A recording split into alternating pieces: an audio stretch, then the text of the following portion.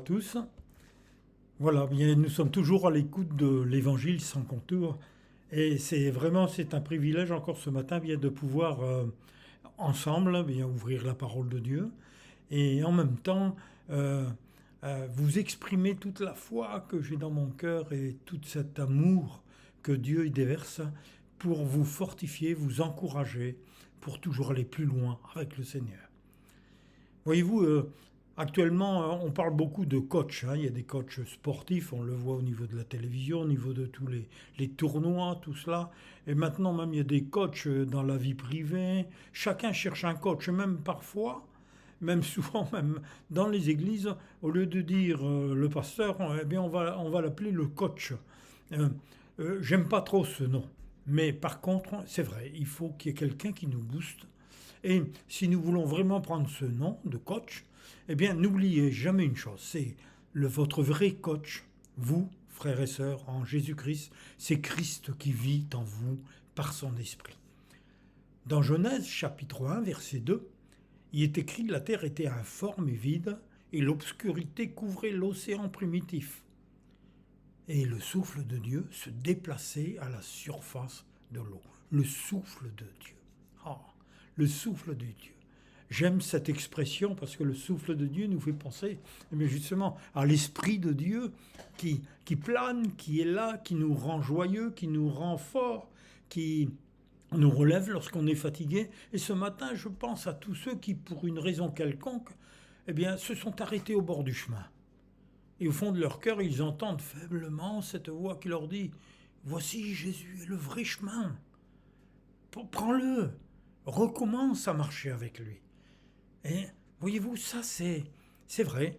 C'est le Saint-Esprit qui toujours souffle, même sur les braises parfois, qui sont encore un peu fumantes pour les rallumer. Dans Jean chapitre 14, versets 5 et 6, Thomas va interpeller Jésus, va lui dire mais Seigneur, nous ne savons même pas où tu vas. Comment saurions-nous et par quel chemin y parvenir? Et voyez-vous, Thomas, pourtant était avec Jésus, il mange avec lui, il avait dormi, je dirais, dans la même chambre que Jésus. Il avait fait du chemin avec lui, à pied, il l'avait écouté, était enseigné. Et se posait encore cette question, parce que ses yeux spirituels n'étaient pas encore assez ouverts. Comment saurions-nous par quel chemin y parvenir? Et Jésus va lui répondre, je dirais cette phrase, et ces mots qui sont vie et esprit, qui nous montrent que l'Esprit de Dieu est là et sur lui, et pas avec en petite dose, il était là présent. Et Jésus va lui répondre, c'est moi, parce que je suis la vérité et la vie. Personne ne parviendra jusqu'au Père sans passer par moi, Jésus. Jésus est le chemin, Jésus est la vérité, Jésus est la vie. Voyez-vous, Dieu nous a dotés d'une pensée, d'une conscience, d'une intelligence qu'on ne voit pas parce que c'est invisible, et pourtant c'est là, à l'intérieur de nous. Et c'est pour cela que Paul disait aux Corinthiens, dans 2 Corinthiens chapitre 4, verset 18, « Car nous portons notre attention non pas sur ce qui est visible, mais c'est sur ce qui est invisible. Ce qui est visible est provisoire, mais ce qui est invisible dure toujours. Quelle vérité, quel mystère !» Et c'est vrai que déjà même il y a très longtemps, au temps d'Ésaïe, chapitre 30, verset 21, qui est repris aussi dans le psaume, « Tes oreilles entendront derrière toi la voix qui te dira, voici le chemin, marchez-y. Sinon vous iriez à droite ou vous iriez à gauche. » Et c'est vrai que la vie est difficile et que le voyage que nous avons sur Terre est souvent incertain. Et bien des embûches peuvent assombrir notre joie de vivre, surtout lorsque tout semble s'effondrer autour de soi ou de nous-mêmes, même à l'intérieur de nous-mêmes. C'est vrai que parfois il y a des meurtrissures profondes qui continuent à faire mal, qui peuvent demeurer. Et bien, suite à quoi? Bien, c'est vrai, parfois c'est un départ d'une personne que nous aimons. J'entendais le témoignage dernièrement d'une sœur en Christ, une femme de serviteur, qui a fait une maladie, je dirais, subite, et Dans les 48 heures, elle était partie auprès du Seigneur, elle était jeune, 42 ans. Et parfois, il y a des meurtrissures qui restent là parce que c'est un mystère. Pourquoi, Seigneur? Pourquoi elle? Elle a des enfants. Et puis, Seigneur, pourquoi? Je ne comprends pas. C'est vrai, des meurtrissures. Pour d'autres, ça sera un mariage qui a fait naufrage. Et tout cela parce que tout n'était pas préparé devant Dieu. C'était pas la bonne personne. Et tout a fait naufrage. Il y a des meurtrissures, des blessures, des paroles qui ont été dites. Parfois, ça sera aussi d'autres situations. Une situation précaire, plutôt matérielle, parce que l'entreprise, s'est cassé la figure, c'est fini, la fermeture est là, le chômage, l'âge, beaucoup d'incompréhension, mais en même temps, beaucoup de points de suspension. Ou alors encore, d'une maladie qui s'est déclarée. Parce que la maladie, c'est vrai, lorsqu'elle frappe, les os même tremblent. La parole de Dieu nous le dit. Il y a des maladies qui se déclarent et qui rendent l'âme triste. Et c'est là que nous voyons que ce soit pour cette réponse à la personne qui est partie que nous aimions, que ce soit pour le naufrage d'un mariage, que ce soit d'une situation précaire qui nous a atteintes maintenant, ou d'une maladie qui s'est déclarée. Eh bien, écoutez, lisez avec moi le psaume 31. J'ai recours à toi, Seigneur. Ne me laisse pas déçu, jamais. Au nom de ta loyauté, mets-moi en lieu sûr. Tends vers moi une oreille attentive et viens vite me délivrer. Sois pour moi un rocher fortifié, une forteresse où je trouve le salut. À tout moment, ma vie est entre tes mains. Arrache-moi aux griffes de mes ennemis, de mes persécuteurs, de ceux qui sont derrière tout cela. Fais-moi bon accueil. À moi, ton serviteur, ta servante. Dans ta bonté, sauve-moi. Voyez-vous, toutes ces situations sont très perturbantes et génèrent de nouvelles peines difficiles à porter. Mais l'espoir et la force de vivre peuvent revenir. Pourquoi ? Il nous faut saisir la main de notre Sauveur, Jésus-Christ. Saisir la main du Sauveur qui se tend vers toi. Et même si parfois nous sommes au point de la lâcher, lui, sache une chose, il ne la lâchera jamais. La parole de Dieu nous montre, Luc 4, versets 16 à 21, que Jésus se rendit dans Nazareth, où il avait été élevé. Et selon sa coutume, il entra dans la synagogue le jour du sabbat. Il se leva pour faire la lecture. Et on lui remit le livre du prophète Ésaïe, et l'ayant déroulé, il trouva l'endroit où il était écrit « L'Esprit du Seigneur est sur moi, parce qu'il m'a oint, pour annoncer une bonne nouvelle aux pauvres. Il m'a envoyé pour guérir ceux qui ont le cœur brisé. » La première chose, guérir ceux qui ont le cœur brisé par toutes ces situations. Mais aussi pour proclamer aux captifs la délivrance et aux aveugles le recouvrement de la vue, pour envoyer libres les opprimés, pour publier une année de grâce du Seigneur. Ensuite, il a roulé le livre, il le remit au serviteur et il s'assit. Et tous ceux qui se trouvaient dans la synagogue avaient les regards fixés sur lui. Alors il commença à leur dire « Aujourd'hui, écoutez bien, cette parole de l'Écriture que vous venez d'entendre est accomplie. » Et c'est la même chose, mes amis. C'est la même chose, mes frères et sœurs. Cette parole est accomplie. Nous n'avons pas besoin à revenir sur certaines choses.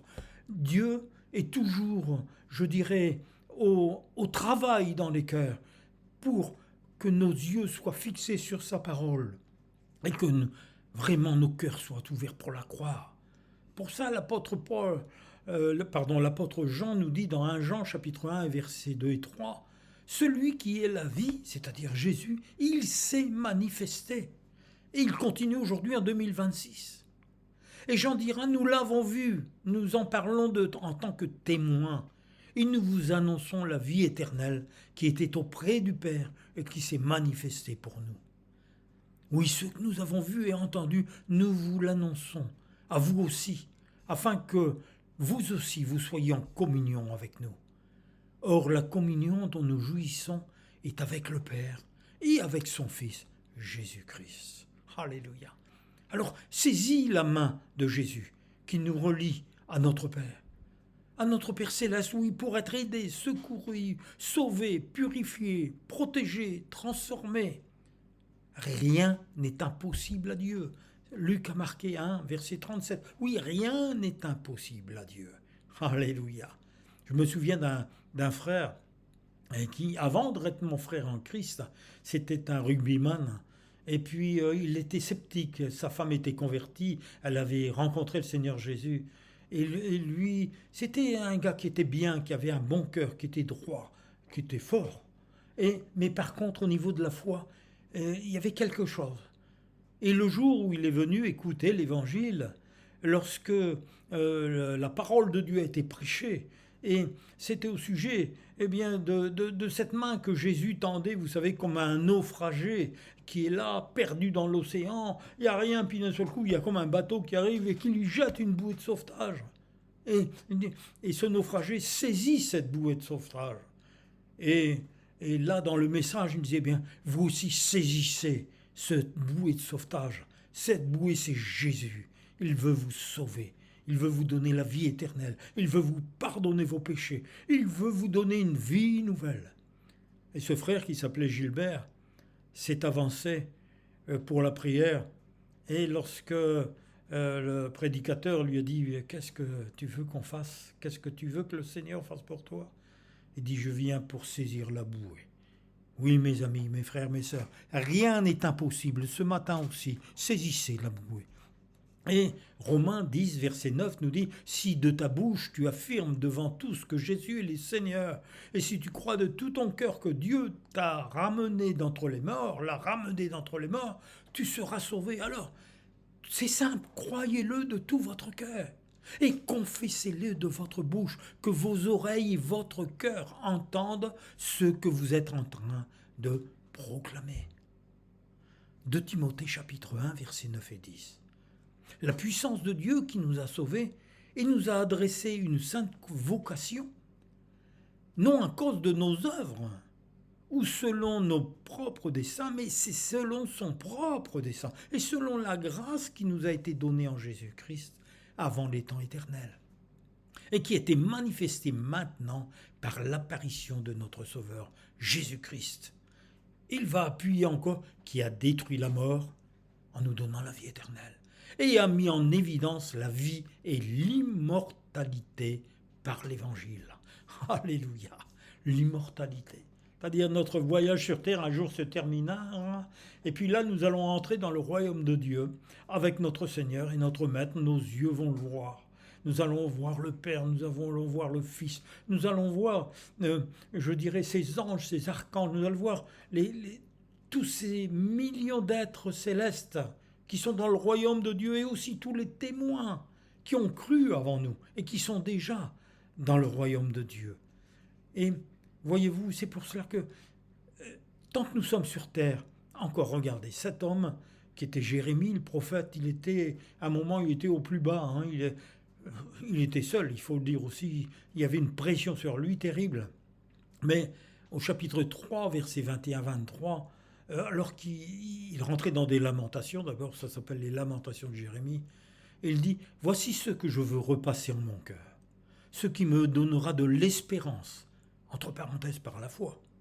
Les bontés de l'Éternel ne sont pas épuisées. Ses compassions ne sont pas à leur terme. Elles se renouvellent chaque matin, ce matin aussi. Oh, que ta fidélité est grande! Quelle proclamation! Alors qu'il était au plus bas, Jérémie. Et Proverbe chapitre 10, verset 22, va accentuer en disant que c'est la bénédiction de l'Éternel qui enrichit, et il ne la fait suivre d'aucun chagrin. Alléluia. Alors, mon frère, ma sœur, mon ami, ne t'arrête pas de marcher et de vivre par la parole de Dieu, avec confiance. Calme tes pensées et ne cesse pas d'avancer. Agis par la foi et avance et ne reste pas inactif. C'est ce que nous souffle l'Esprit Saint. L'Esprit Saint qui demeurait au-dessus des eaux tout au commencement et qui continue à demeurer en nous maintenant. Jésus est là pour t'aider à continuer à te battre avec les armes défensives dans les moyens d'épreuve, dans des moments d'épreuve, avec des moyens qu'il nous donne.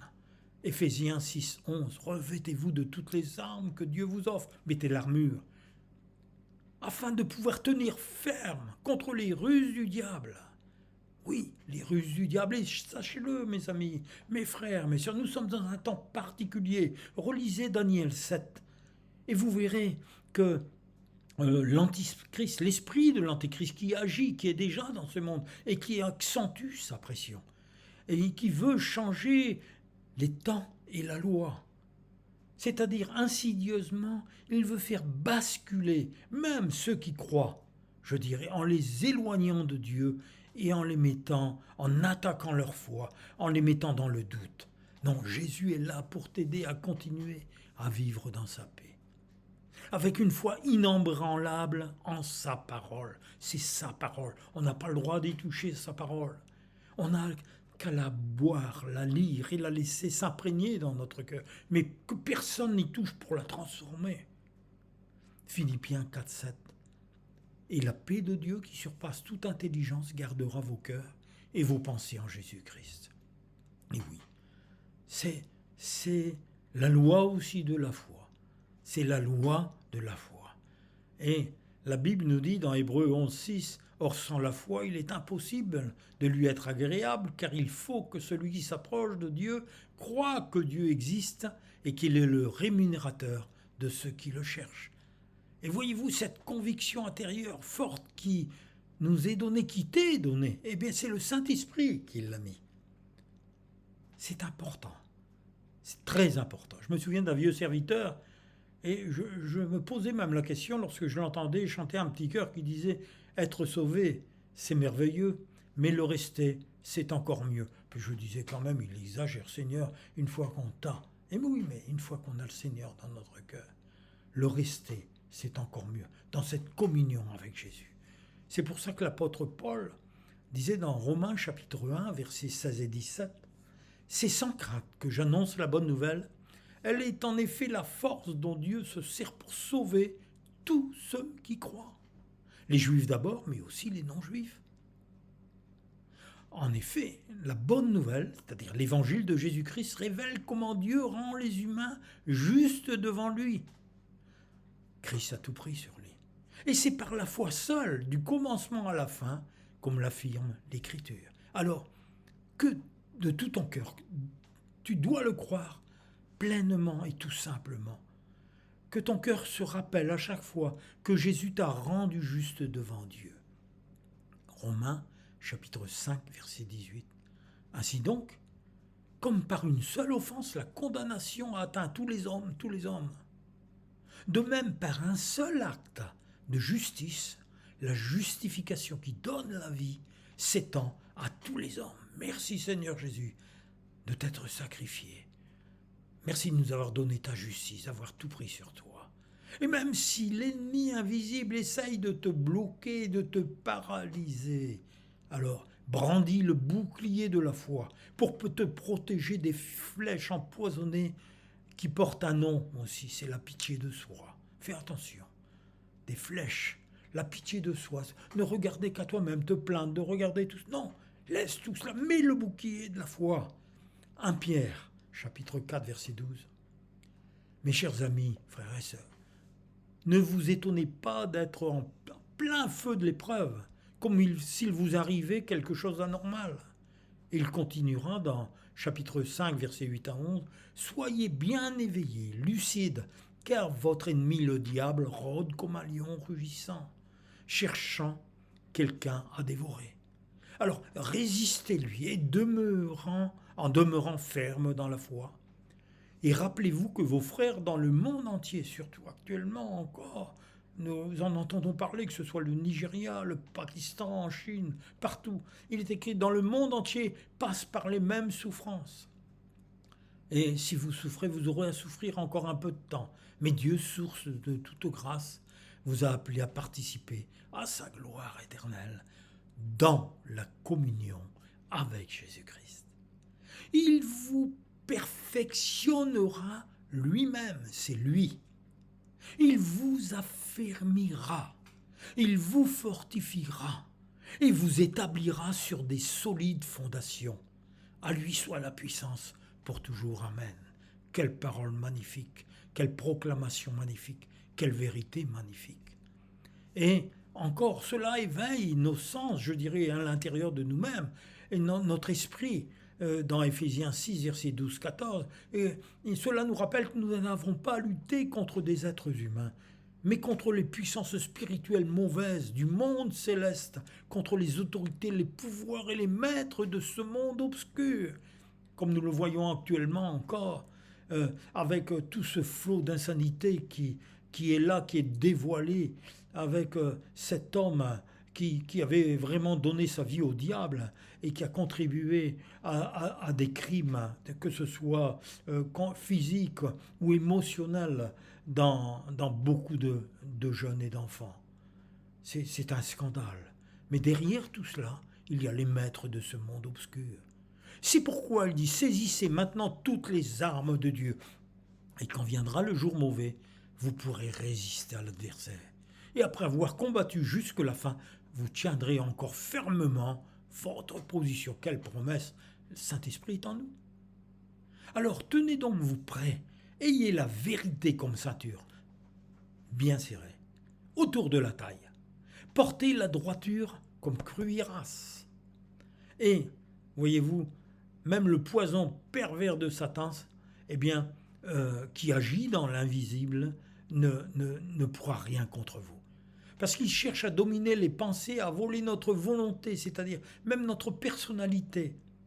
Il faut le connaître quand même. Et Jésus, quand il disait, il en parlait souvent, Jésus, dans Jean 10, versets 10 et 11, il dit, le voleur, Satan, vient seulement pour voler, pour tuer, pour détruire. Mais moi, je suis venu afin que les hommes aient la vie, et une vie abondante, en détruisant les œuvres du diable. Il dit, je suis le bon berger donne sa vie pour ses brebis. Alors si Satan t'accuse, c'est de ta faute, tu vaux rien, tu n'es qu'un oublié, tu es une personne, d'ailleurs personne ne t'apprécie, personne ne t'aime. Ou encore, où tout est là à cause des autres, c'est-à-dire la faute des autres sur toi, sur ta vie. Et il cherche à t'isoler pour mieux te contrôler. Arrête de regarder à toi-même, arrête de te culpabiliser. Donne ton vie à Jésus si tu ne l'as pas encore fait. Et si tu l'as fait, non, tu as sur toi le salut qui est en toi. Tu as la justification que Christ t'a donnée. Voyez-vous, en repensant à Satan, il faut savoir que c'est une personne sans corps, un esprit qui est chargé de troubler les pensées. C'est un esprit de mensonge, c'est le père du mensonge, qui apporte le malheur. Et la division sur terre, on le voit, même dans des pays, et qui provoque la souffrance et la mort. Alors, prends courage, utilise le pouvoir que Jésus t'a donné. Chasse cet intrus au nom de Jésus, sur toi-même parfois, qui vient te troubler, ou alors dans ta famille, ou à ton travail. Chasse-le, au nom de Jésus. Mets-lui une barrière, il ne pourra pas dépasser. C'est le sang de Jésus qui, nous purifie de tous nos péchés. Mais aussi, comme sur les linteaux qui ont été mis sur les poteaux des portes, empêche le destructeur de rentrer. Et c'est écrit dans les Écritures, selon les Écritures. Parce que Jésus nous a donné le pouvoir de chasser les démons, qui sont des esprits méchants. Et il est écrit dans Luc chapitre 9, verset 1, Jésus leur donna la puissance et l'autorité de chasser tous les démons et de guérir les malades. Satan est l'accusateur permanent. Il est patient, il mine, il asservit, il détruit. Et actuellement, au travers de cet esprit de l'Antichrist qui va bientôt se révéler, je dirais visuellement, il est là pour agir. Et son véritable but, c'est d'installer dans ton cœur cette tristesse destructive si tu continues à écouter sa voix mensongère. Parce que celle-ci persiste et t'incite à rester à l'endroit où tu es. Ta joie de vivre est perdue et tes pas te conduisent dans la détresse. Demande du secours à Jésus. Arrête de ne penser qu'à toi, de ne penser qu'à tout ce qui est autour de toi, et regarde au-delà du voile. Au nom de Jésus, je lis les puissances de ténèbres. Au nom de Jésus, merci Seigneur, à ton secours, je tends ma main et tu saisis ma main. Demande-lui pardon de tes péchés et reçois-le dans ton cœur, comme ton seul sauveur et maître de ta vie. Dieu encore et encore te parle. Voyez-vous, même dans Ésaïe, chapitre 54, versets 15 à 17, il nous est dit, si l'on forme même des complots, cela ne viendra pas de moi. Ne dis pas que c'est Dieu qui a produit tout cela ou que Dieu l'a permis. Quiconque se liguera contre toi tombera sous ton pouvoir. Toute arme forgée contre toi sera sans effet. Et toute langue qui s'élèvera en justice contre toi, tu la condamneras. Tel est l'héritage des serviteurs de l'Éternel, tel est le salut qui leur viendra de moi, dit l'Éternel. Oui, nous devons prendre position, cette autorité, qui confesse aussi la victoire de Jésus par son sang, par sa vie qu'il a offert sur la croix de Golgotha. Alors, on continue, en prenant des exemples concrets. Vous savez, quand vous pensez un peu à la vie qu'a eu Job et les épreuves qu'il a eues, mais si vous regardez toute sa vie, c'était quelque chose de terrible, mais regardez la fin, elle est merveilleuse. Il est écrit dans Job chapitre 11, versets 13 à 15, « Quant à toi, si tu changes d'attitude, si tu tends tes mains vers Dieu, si tu éloignes l'injustice de ta façon de faire, et si tu ne laisses pas le crime habiter sous tes tentes, alors tu pourras lever ton front dépourvu de tâches, tu seras ferme et sans peur. Dieu est digne d'être exalté et honoré pour son immense amour, pour son secours invisible parfois, mais que nous pouvons regarder dans des actions et de ressentir cet amour, cette compassion. Oui, cesse de te tromper toi-même en écoutant la voix de ton adversaire. Satan veut t'apercer, lui, ton adversaire, et change d'attitude. Entre et vis dans la grâce, par le moyen de la foi en Jésus qui vit en toi. Et si tu l'as reçu, laisse sa douceur et son humilité agir en toi. Comprends que cette violence que tu subis ne vient pas de Dieu, mais tu te l'infliges à toi-même par les pensées venant de Satan, le dominateur et le destructeur de ce monde. C'est son poison qui fera son effet si tu te laisses dominer par des pensées négatives et destructrices. Alors chasse avec persévérance au nom tout-puissant de Jésus. Demande que le règne de Dieu s'établisse dans ton cœur par l'obéissance à sa parole. Et son amour te fortifiera.